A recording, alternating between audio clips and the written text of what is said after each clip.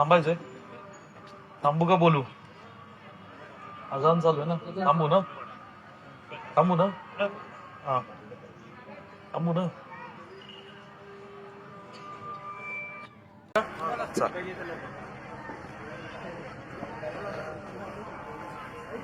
हा फरक आहे काँग्रेस पक्षामध्ये आणि भाजपमध्ये. हे जर भाजपचं व्यासपीठ असतं तर ते थांबले नसते, लक्षात ठेवा. बरोबर की नाही? हाच फरक आहे आपल्यात.